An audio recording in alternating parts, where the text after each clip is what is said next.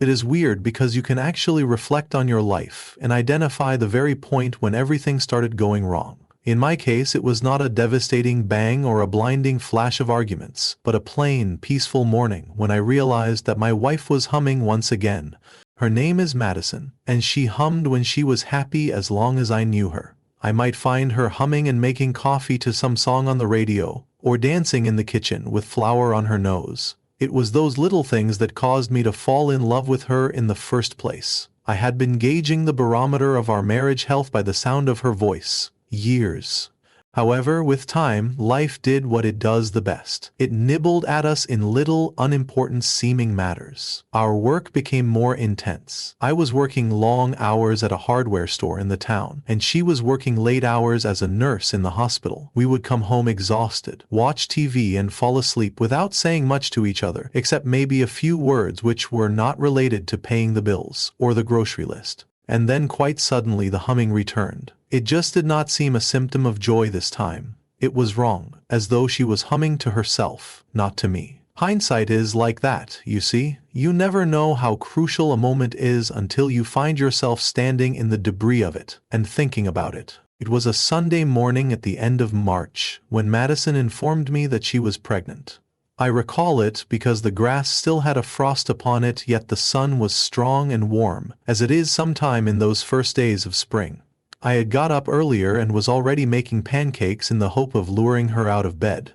As she shuffled into the kitchen, with her hair all disarranged and her eyes still heavy with sleep, she almost looked like a child. I turned around the stove to give her a cup of coffee. She shook her head. "Oh, I cannot," she said, and her voice shook so that I could hear it. I blinked.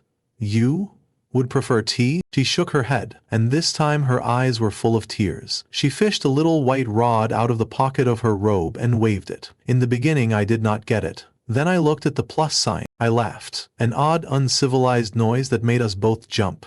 I put the spatula aside and engulfed her in a hug, lifting her off the ground. She squealed. I cannot recall being so happy in a long time. A moment we were alone again, in the kitchen, whirling round and round, the burden gone. That entire day was spent discussing names, researching baby equipment, phoning our parents and wondering at the miracle that was going to transform our lives. Madison was beaming. She laid her hand on her stomach, already protective, and she hummed ancient lullabies to herself. I told myself this was a new beginning, the thing that was going to draw us back together. What I failed to notice, at least initially, was how her phone came to never leave her side after that. Or how she began texting in the bathroom, smiling at the screen in that secret manner that I had not seen in years. Madison had proposed a big gender reveal party a few weeks after the announcement. "Special," she said, "let us make it special. Invite everyone. Shall we celebrate this, Chris?" She had begun to refer to me as Chris once more, rather than babe. It was painful, and I said to myself that I imagined it. Possibly the pregnancy was rendering her moody, hormonal. Perhaps she simply needed space. I tried to be a good husband, a helping father-to-be, and I assented. Madison was infatuated with the idea of organizing the party. For months, she was scrolling Pinterest, creating lists, purchasing decorations, and worrying about every small detail. She could hardly sleep. I would wake up at 2 a.m. and she would be in the living room covered with blue and pink confetti, and her eyes would be red, either because of crying or simply because of tiredness. One night I attempted to draw her to me. I said quietly to Madison, "You are overworking yourself. Suppose we take a night off. It'll be just you and me, as in the old times. Party planning? No." With a flinch of her face hardening, she turned away. "I cannot relax, Chris. There is just so much to do, and you are no help." I tandem rigged, smarted. "What is that? Will you please go to bed?" she said sharply, and her voice was so icy it made me cold. I retired to bed feeling very much alone, and spent hours lying awake looking at the ceiling. She was sleeping on the couch the following morning, residually holding her phone in her hand. It was the discovery of a receipt in the laundry that gave the first real crack. It was to a restaurant I had never heard of, and an expensive Italian one too, at the other end of the town. I had not been out with Madison in ages, and I was pretty sure her cafeteria at the hospital did not offer ravioli at $42.00 a plate. I endeavored to laugh it off. Perhaps she went with colleagues, perhaps she wanted a vacation. But the suspicion began to eat at me, a little at a time, till it was like termites in the walls. Or the phone calls she would make outside, the sudden requiring to work late when she had already taken additional shifts that week. She reset her passwords. When I was in the room, she placed her phone face down. She had ceased humming as I came in. The largest red flag was 2 weeks prior to the gender reveal party. I got off work early. I don't know, just thought I would surprise her. Maybe we would make dinner together once. The house was silent, her car at the driveway. I laid down my keys and heard her laugh outright, in the backyard. I looked through the blinds and there she was, sitting at the patio table with a man I did not recognize. He was young, in his late 20s perhaps, with a careless smile and a leather jacket thrown over the back of his chair. The hand of Madison was on his arm. She had leaned close and was whispering something that set him tossing his head back to laugh. I stood still, with the breath to choke. I told myself it must be harmless, a moment, perhaps a work colleague, perhaps her cousin, yet in my heart I knew they did not notice me, so I stole upstairs and sat in the dark waiting until she should come in. She did not talk of the visitor. She went into bed that night and said nothing. I was nearly glad when the truth did come out, though it did break me. It was ironical that the confirmation was made by our family doctor. I accompanied Madison to her first ultrasound appointment, very excited and anxious, holding her hand in the waiting room. When her name was mentioned, she paused a moment, then rose.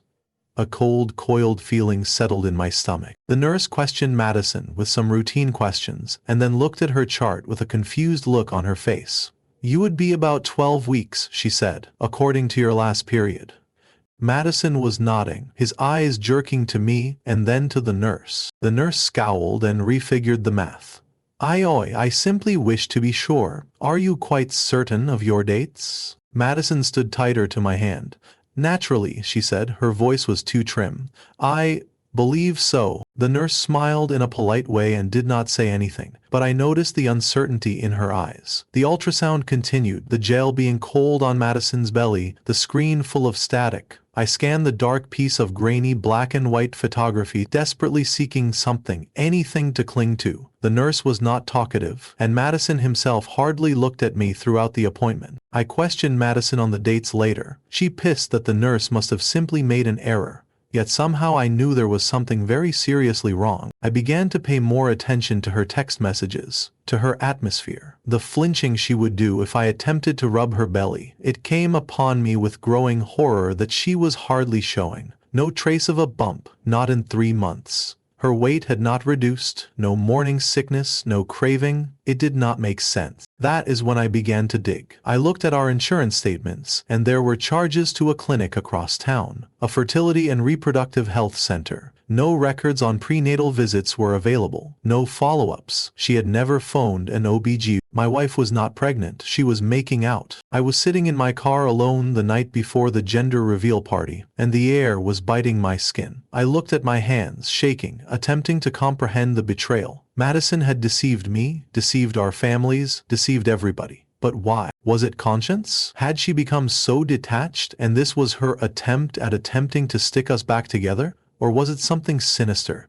Was she concealing her adultery with the man in the backyard? I considered, yelled at her, asked questions, screamed, cried, begged her to tell the truth. As I sat there, however, I noticed something. I had a right to the truth, and so had everybody. Her parents, my parents, our friends, everybody deserved to know. So I did a foolish thing, in which I have regretted up to this time. Her boyfriend, whose name was Tyler, I located on social media. It was not difficult. Months earlier, Madison had been tagged in a picture at the work friend's barbecue. I wrote to him a brief message. "Hey, I am the husband of Madison. Tomorrow we are having a gender reveal party. Thou ought to come. I believe that there is something you will want to know." His reply came very soon. "I will be there." I relaxed in my chair and took a deep breath. My hands were steady, more than they had been in weeks. Tomorrow it would be different. I was not sure I was ready, but I had to finish it. I needed to hear the truth, how much ever it pained. Morning came as a slap. I awoke, after a restless slumber, to the noise of Madison fluttering about the house, moving furniture, tacking up streamers of pastel, faddling over dishes and balloons. Her phone was vibrating all the time. It made me sick to watch her take it up and look at the screen, and put it away again with a little secret smile. I stood in the kitchen door, ready with my arms crossed and my coffee growing cold. The air had a weird weight, as of a storm impending, yet the sky was agonizingly clear and blue. The first to arrive were our parents, with Madison Mom flying in with bags of her homemade cupcakes and Dad showing up with a box of pink and blue sodas. My parents came next, shy and uncertain, never really knowing what to do around the family of Madison. Madison was drifting among them, laughter a bit too loud, her smile a bit too thin. The yard began to crowd, her workmates, our neighbors whom we hardly knew, cousins, uncles, a couple of college friends I hadn't. The grill was on, music was playing on a speaker, and the table was laden with snacks. No one paid attention to the way I was holding my coffee mug so tightly, or the way I was checking every single face that went through the gate. I waited on Tyler. Madison noticed me gazing at the crowd, and she put her arm around my waist. "What is it, darling? Are you all right?" she said, looking in my face. "Yeah," I lied, just overwhelmed. "This was really well done on your part." She pinched my ribs and gave me that old Madison smile, the one that used to turn me inside out. "It will be cool, baby, I promise." I was this close to telling her to call off the whole thing, to elope with me to some deserted beach community and forget it all. And I did not. The lie had grown too large now, and my chest ached with holding it all by myself. When he arrived, it was nearly noon. Tyler had appeared here with a cheap gift bag and a nervous half-smile, in jeans and a navy button-up, as though he was attempting to blend in but didn't know how. She saw him and was immediately at the cake table, refilling drinks. She turned pale. She placed the cups tremblingly on the table, and just for a moment I caught an honest fright in her eyes. I walked over, my pulses racing in my ears. Madison stopped halfway, and her voice was strained and low. "What is he doing here?" I raised my shoulders and pretended to be innocent. "He said he is a friend, eh huh?" I said. "Well, we ought to ask all your friends." Her teeth were set. She peered over my shoulder, scanning the throng of people in search of Tyler, who was already engaged in small talk with one of my cousins. He met the eyes of Madison and gave a shy wave. Madison herded me aside, her hold bruising on my arm. "What are you doing, Chris?" "What is that?" said I, in a low voice. "And you want all the folks here to join us in the celebration, Danka?" She looked at me, seeking somewhere to find a weakness in my mask. I was finished being dumb, though. I allowed the silence to lengthen, thinking she would break, that she would at last trust me enough to say the truth. It was just that she did not. She instead straightened her dress, plastered a stiff smile on her face, and stomped back into the party. An hour of our life was spent as the happy couple. We took photos, smiled to our parents, gave pieces of cake to children who were running inside the backyard crazy. Madison stayed away Tyler, and I observed her as I looked out of the corner of my eye. Whenever he would laugh at a jest or look in her face, she would tighten, as though she expected a blow. Once I found Tyler unattended, near the grill. I took 2 sodas and went over, trying to make it casual. "Hey man, happy to see you." He gazed at me hesitatingly. "Yay, thanks again for inviting me," said Madison. "You two were doing better?" I felt my chest squeezing. "Better? Depends on what you mean by better." He paused, looked at Madison. She never did tell me much, simply that life at home was tough. Of it, she did not wish to speak. I nodded and my head was racing. A part of me was tempted to shout at him, beat him, ask questions, but I simply gave him the soda and tapped my can against his. To secrets. He stared at me as though he were going to apologize, and then he simply grumbled, "Yeah, secrets." By the time the big moment had arrived, we all were on the lawn with our phones out, ready to film. Madison was in the middle with the huge black balloon we'd had delivered on the internet, blue and pink question marks all over it. I joined her by the side. I could see her trembling, yet she never took her smile off. Her parents were hovering around with smiles on their faces, and my mom was holding a box of tissues, since she was already tearing up with happiness. I drew a long breath. Alright everyone, Madison and I would like to thank you guys all but coming. We are so happy to have you here with us to discover whether we are going to have a boy or a girl. There followed a roar of approval, an ocean of flashbulbs. I stared at Madison and almost I saw the girl I married, the girl who danced barefoot in the kitchen, who hummed love songs to herself. Ready? I asked. She nodded and her hands were shaking. I extended the pin, then before she could burst the balloon, I grabbed the microphone we had ready to use when people wanted to make speeches and cleared my throat.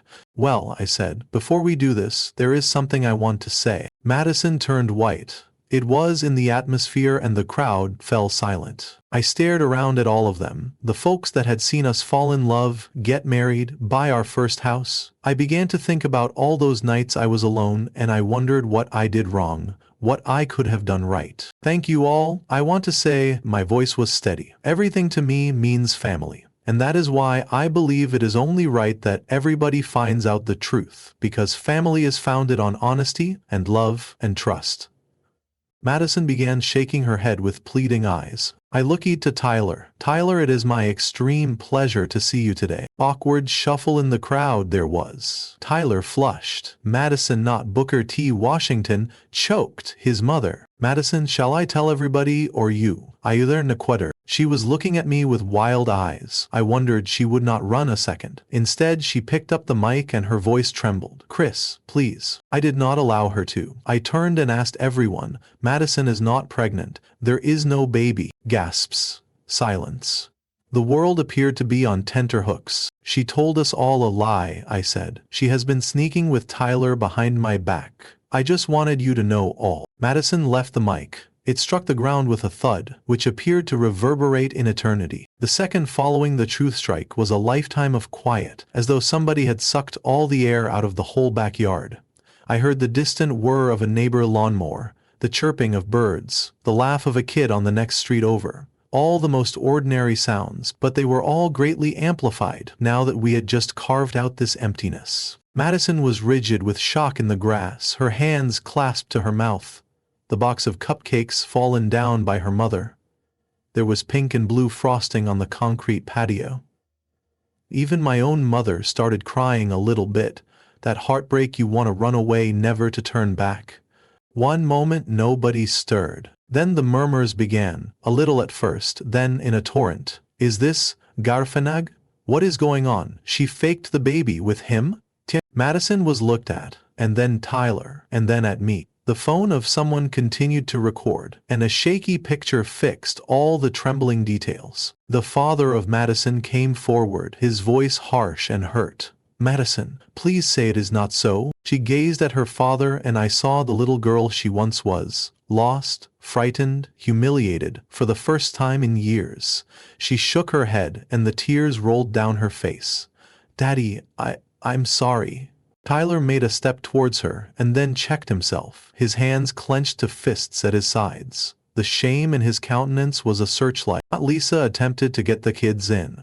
There were neighbors on tiptoe who did not know whether to remain or go. I was simply standing there, stunned, and saw it all falling apart. I desired to shout. I had the desire to break something. I merely turned my heels instead, down the side of the house, through the gate, out onto the deserted sidewalk. I heard Madison crying. I heard her mom screaming, the voice of my dad attempting to quiet the situation. I continued my walk, continued my breathing until my lungs were sore and my eyes blurred. I reached the bottom of the block before I completely gave in. I dropped down on the curb and was trembling so I could hardly breathe. The world went tipsy. Marriage, future, family I believed I was creating, all vanished in one moment of truth. I wondered about all those late hours Madison had been working, all those occasions when she had pushed me away when I tried to embrace her. I recalled her humming in the kitchen and then I knew she was humming to someone. How could I fail to notice it? How do you share your life with someone, love someone, and never notice them drifting away until it is too late? I rested there, it seemed like hours, under the hot sun, until my phone started vibrating with messages. Dozens of them, texts of family, friends, even some people I hardly knew. The greater part of those were variants of the same. What is wrong with you? What happened? Ring me when you can. I was not able to speak to anybody though. I had to think over whether there was anything to be said anymore. When I returned, the walk-around, the majority of the guests had departed. The backyard resembled the scene after a storm. Balloons had been trodden on, half the cake squashed, the confetti clinging to the damp grass. Madison was standing on the back steps, drawing her knees up to her chest and shaking with silent tears. Tyler was somewhere near. Tyler, crossing his arms, jaw clenched, not looking at anybody. I lingered in the doorways a long time before I at last went out. Madison was gazing up at him with mascara-streaked face and shame. She was going to speak, but no words would come. I did not want to listen to excuses. Not then. I wanted just the truth, ugly though it might have been. "Why?" I said, my voice husky. Why do you doing me this? To us?" And she shook her head, and the tears fell upon her dress. "I am not sure. Chris, I was so lost, so lonely was I. You were ever so busy, and when you were not busy, you seemed so distant." Tyler helped me feel noticed once more, and I believed that I could do anything, just as long as I could hold on to something. Maybe we could make it work. She strangled his words. "I did not intend it to come to this. I did not wish to pain you. I did not know how to quit lying." It was painful to hear her tell me she was lonely, as though I had not tried, as though all the nights I had lay awake, wondering, all the texts and notes and foolish efforts to make her laugh, had been of no use. I examined Tyler. He looked up at me, and I saw clearly that he felt guilty. "Man, I had no idea she was suckering me about the baby. I swear. Your wife said you were divorced." I wished to beat him. I had a desire to strike something, anything, but empty was the way I felt. I thrice shook my head. Simply go, both of you. I want room." Madison got up on her heels and attempted to touch my arm. I shuddered back. She began to cry more, and yet she went, Tyler following her, both going like shadows in the bright afternoon sun. I stood and watched them till they round the corner and were out of sight. I was the one who had to clear up the traces of the party that night. I gathered all the confetti, all the dried-up balloons, all the broken chunks of my old life. I cake-tossed, packed up the remains of the food, and stood in the center of the deserted backyard, and wondered when I would ever be whole again. An idea to call my parents, my best friend, anyone who can possibly drag me out of this black hole crossed my mind.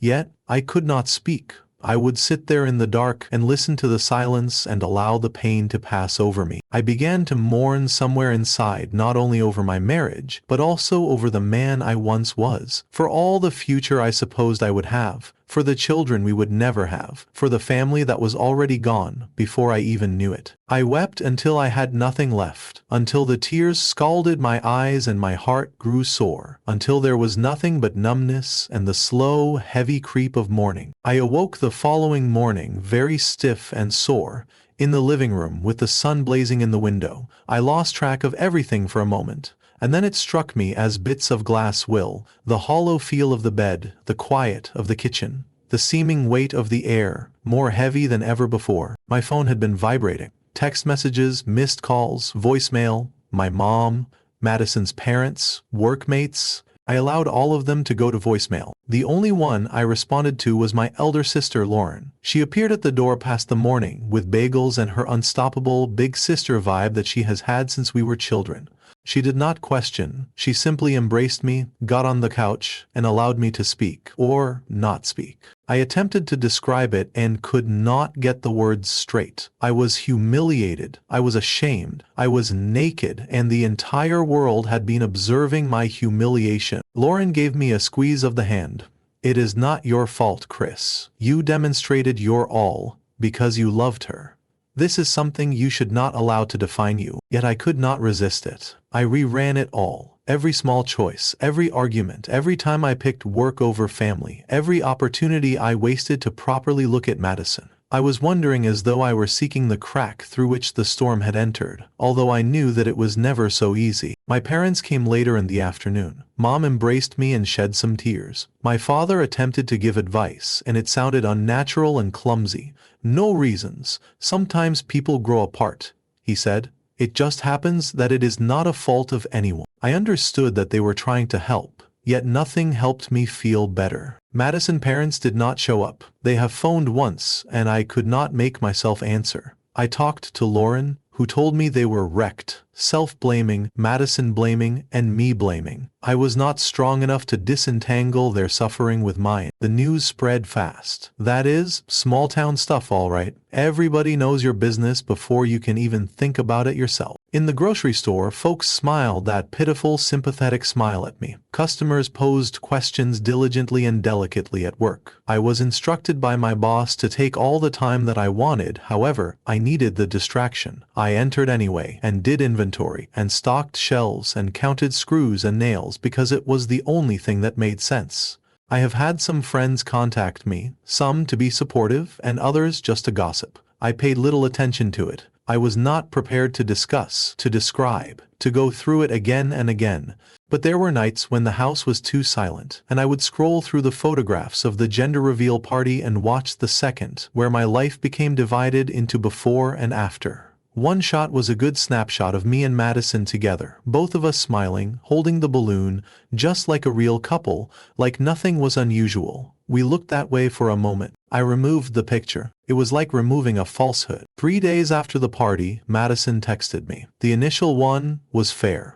Salt we can? I looked at it an hour and then I said, about what? She phoned. I made no reply. Her voice was heavy with tears. When she left a voicemail, Chris, oh, I am sorry. I am unable to sleep. I am unable to eat. I am not sure anymore who I am. Will you only listen to me? I was tempted to listen to her a minute. I needed to understand whether there was any way back, some truth that would allow making any sense of it all. Then I thought of the way she smiled when she was holding Tyler by the hand, the ready laugh, the humming I had not heard in years.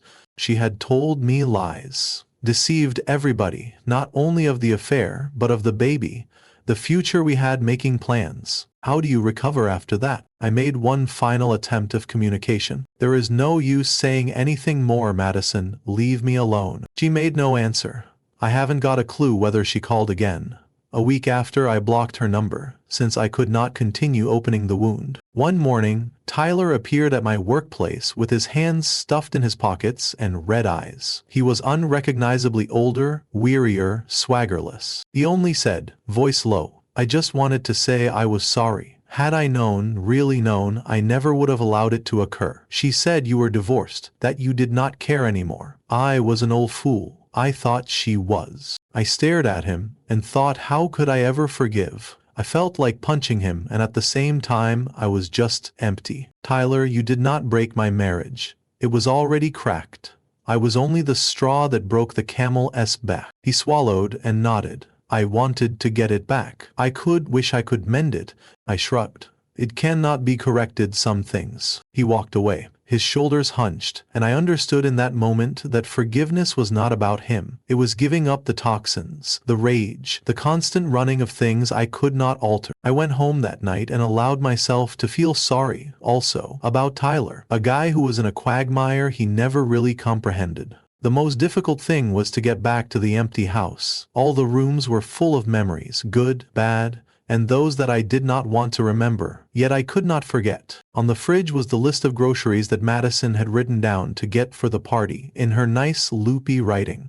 Her shampoo scent was still in the closet. Her slippers still lay by the bed, untouched. I made an attempt to pack away her things. I could not do it in one day. I would fill a box some days and then collapse in a fit of sobbing, holding some sweater or old picture or book, with her notes in the margin. On other days I would just drift through the rooms in a daze, as though I were seeking something which I would never find. The worst was at nights. I stayed awake, lying in bed and going over and over again all the conversations, all the clues I had missed. The loneliness was alive, heavying upon my chest, dropping pressure on my lungs till I could scarcely breathe. However, gradually, day after day, the pain was less acute, the silence was evil less. I began to think of a future, of my future, not the one I had dreamt of with Madison, but a new one, something that belonged to me all by myself. During the following weeks, I drifted around like a ghost in my own home. The days merged into nights. At work I was very active. I accepted all overtime working hours just to avoid being left alone with my thoughts. The hardware house was my refuge, a rose of sense, habit, and the old familiar smell of sawdust and machine oil. I went home every night feeling defeated, feeling somewhat paralyzed in a manner that took the edge off the loneliness. But the emptiness never failed to overtake me once I closed the store and headed homeward in the orange streetlight gloom. As soon as I stepped over my own threshold, the silence came pouring in like a flood, bringing with it memories I did not want to relive. The house was larger than it should have been for a single person, and it rang with laughter that was no longer there. I would somehow avoid going into rooms that were too much like Madison, the kitchen where she would hum and cook, the little sunroom where we had intended to put the crib, the bathroom where her lotions and hair ties still remained. I would eat takeout right out of the bag. I would skip meals in dishes, and I would even leave the TV on with the old sitcoms reruns, just so I would not go insane. There are nights when I would look at my phone wishing to call her, wishing to say something, anything, to fill the emptiness. But there was nothing more to be said. Each discussion was like kicking a scab that I really needed to leave alone. I did not know I was grieving, not at first. I supposed I was merely angry, at Madison, at Tyler, and myself. But behind the anger there was something more leaden, a great lamenting sadness that sank into my bones. I mourned the marriage I had lost, the family I had imagined, the love which was not sufficient to keep us. I mourned the part of me who believed in forever, the stupid hopefulness that loved could cure anything as long as you tried hard enough. There were better days and worse days.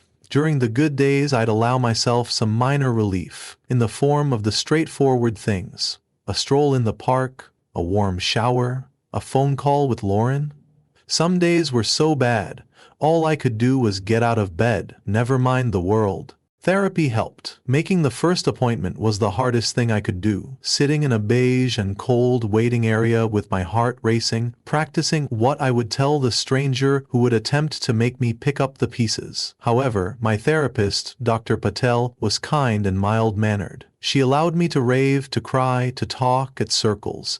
She taught me again and again that healing is not progressive, that sorrow comes in shifts, and at times it just floors you when you are least suspecting. She said I was to be gentle with myself, to allow myself to experience all of the dirty, convoluted feelings, and gradually I did. It was small stuff at first, little decisions that put life back within reach. I began to eat proper meals. In the morning I prepared scrambled eggs rather than not having breakfast. I would make myself go on errands, clean the house, take out the garbage, and vacuum the living room, just to recover some ground of my own. I purchased new sheets on the bed, ones that Madison had not chosen. Lauren was checking almost every day, and sometimes she came without warning with grocery or a new book. She took me out to dinner with her husband and kids, made me laugh when I did not want to. Paul, my best friend, began to ask me out again to have some beers, not forcefully, just to make me understand that I was not on my own. Simple rituals made me feel good. I would water the plants, change the oil in my car, tidy the garage. I grabbed an old interest of mine, which is woodworking, and I began work on a coffee table which I had always wanted to make. There was something therapeutic about turning a piece of raw wood into something new that I could not have described. Music sneaked into my life. But not Madison humming, my playlists, my voice, singing off-key in the shower. I impulsively purchased tickets to a concert, attended the event alone, and I was among strangers singing the same song. I was part of something larger, something that did not hurt, at least for a while. I encountered Tyler a couple months after the party at a farmer's market. He appeared even shabby as ever, hair disheveled, eyes sunken. Our eyes met over a stall full of apples, and we both stood motionless a second. He came slowly towards me, with his hands in his pockets. "Chris, you listen, I know you don't know obligation to me, but I am very sorry. For everything. Because he is stupid. Because he trusted her. Because I injured you." I nodded. "I know. You were not the only one, Tyler. It was us all, being caught in something we did not know how to get out of." He seemed relieved, and yet unhappy. She left her residence, said she had to go home a little. I have not seen her. I do not know that I shall. There was nothing more to be said, so we simply nodded and went on our way. That was not forgiveness, really, but it was as near letting go as I had ever done. Spring passed to summer. Gradually, my house became mine once more. The walls hashed less of what I had lost, and more of what I could be. One day Lauren came over with her children on a Saturday to assist me in planting a garden. We turned over the soil, sowed tomatoes and basil, and giggled as her smallest attempted to feed a worm. My hands got dirty, and my heart got lighter by the end of the day. Neighbors began to wave to me once more, not because they felt sorry me, but simply because I existed. I took lengthy strolls, discovering the areas of my town I had overlooked. I even played in a pickup game of basketball in the park, muscles I had not used in years protesting.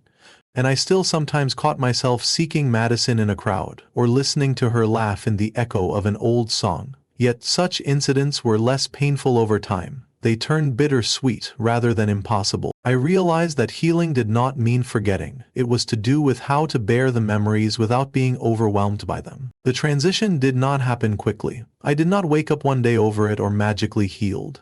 It occurred in fragments, during ordinary instances that, when tied together, began to add up to something. I began to go out more. Quiet things at first. At the weekend, I would sit in the local coffee shop with a black coffee and read old paperback novels. The baristas remembered my name, how my week was. I would occasionally engage a stranger in small talk, exchange a weary smile, or eavesdrop on the surrounded conversations, and absorb the normality. I was assisting an older gentleman to put potting soil in his trunk one morning in the parking lot. He slapped me on the shoulder, thanked me, and informed me about the rose bushes, that he was eager to revive them to his late wife. "Everything dies," he said, "but when you continue taking care of things, something will always grow back in life." That impressed me. One peaceful afternoon, the youngest of the Laurens gave me a crayon portrait of a smiling uncle in his garden and declared with pride, "See, you are happy again."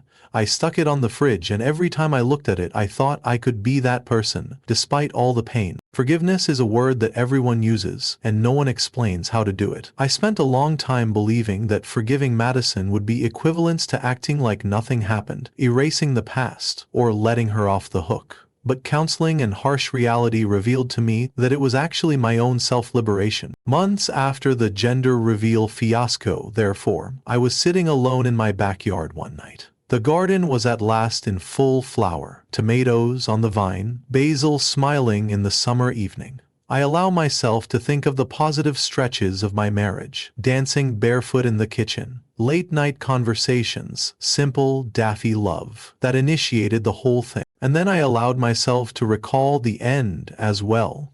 The desolation, the quiet, the sense of loving somebody who was already past. The betrayal.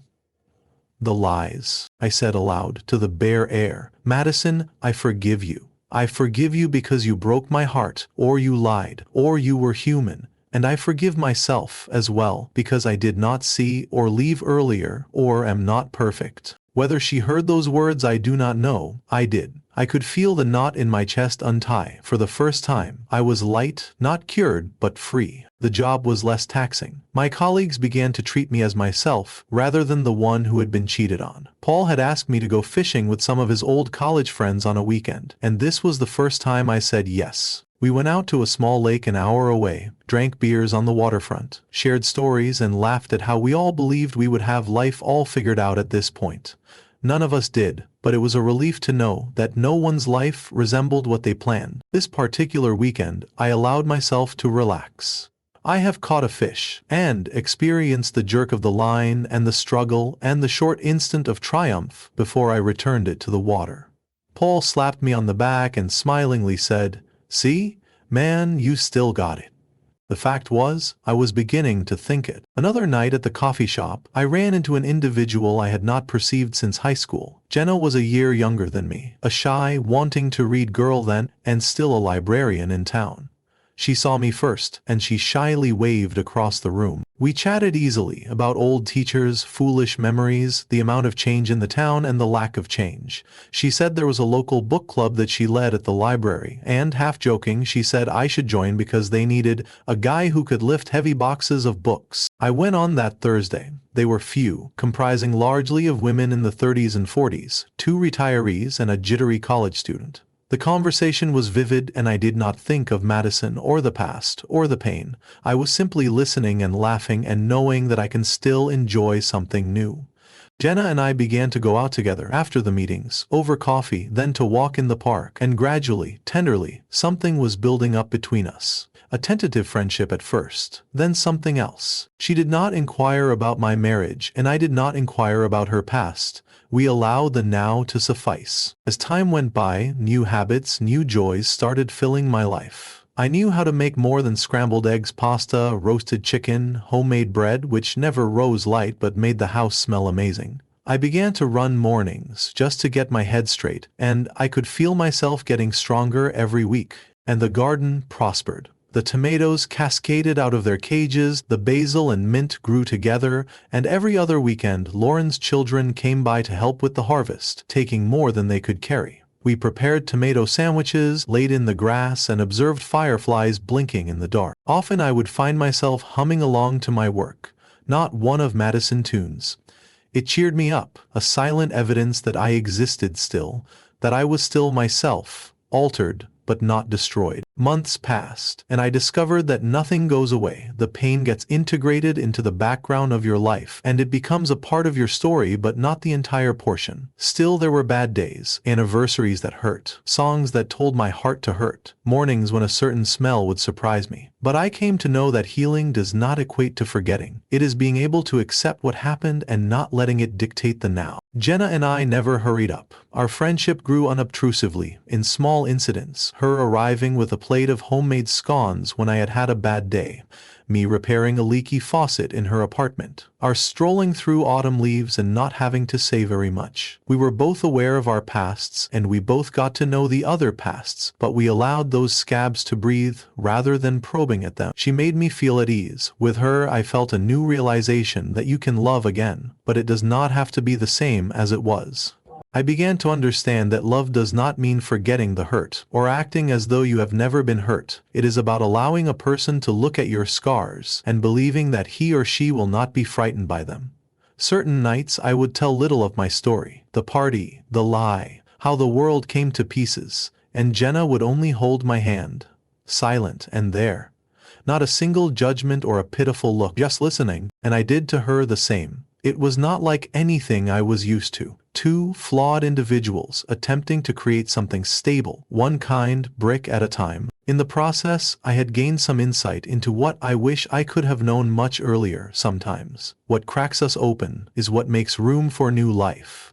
Had you asked me the day after the gender reveal whether or not I would ever be happy again, I would have laughed in your face. Happiness was a mockery, a term used by other people back then. Yet little by little, I re-established. I contacted friends I had lost touch with. I acquired new friends, hobbies, and rituals that were my own. I began to volunteer at a nearby shelter, to take dogs out in the morning, simply because I needed to feel needed, to watch the tails go briskly, to feel the sun on my face. The woodworking went the distraction to the passion. The first handmade table I sold at the farmer market and gave the money to the children library where Jenna volunteered.